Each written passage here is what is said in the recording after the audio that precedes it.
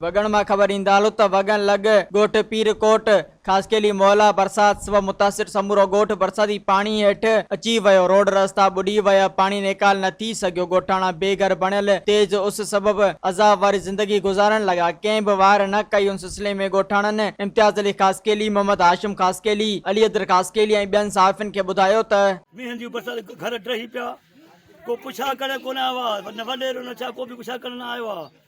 असां पाल ग़रीब में न पाल मिलिया, न खीमा मिलिया, कुझु बि न मिलियो, न वंड मिलियो, को अचे ई कोन थो। असां पाल टंगियूं पाची कंदा सिबी वीचारा वेठा उसल में।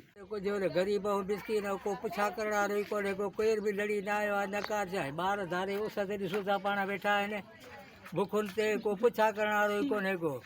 हा कंहिंखे था वञूं, कंहिंखे चऊं। नुमाइंदा जेके आहिनि सभु पाण बसि वोट वठण खां भॻा था थियनि पिया। हिनमहिल त को पुछण वारो ई कोन्हे को।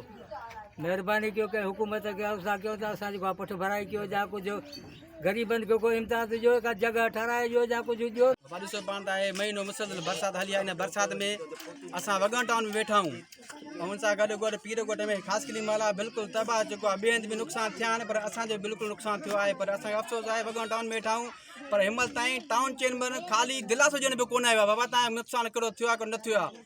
पर कम से कम ग़रीब हाल लोटनि त ग़रीब दिलि ख़ुशि थींदी आहे। राशन पाणी त पंहिंजी जॻह ते, न खीमा मिलिया, न को खाइण पीअण लाइ जहान मिलियो। ॾिसो पाण तव्हां चौधारी कैमरा फिरायो त सभु घर ड्रही आहिनि। असां आला अमलदार खे DC कंबर छा अपील कयूं त बारा महिरबानी करे असां खीमा ॾिना वञनि, उन सां गॾोगॾु राशन ॾिनो वञे जीअं असीं पंहिंजे बचे जी ज़िंदगी बचाए सघूं। पट थी वयूं आहिनि। अॼु ताईं कोई बि सरमाईंदो असां लड़ी न आयो, न असांखे राशन पाणी मिलियो आहे, न खीमो मिलियो आहे।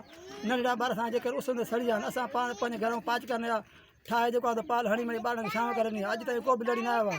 जेका शइ अचे थी बसि हर को पंहिंजा पेट भरी वेठो आहे। असां ग़रीब वञूं त काॾे वञूं, जहाँ ॾियूं त कंहिंखे ॾियूं।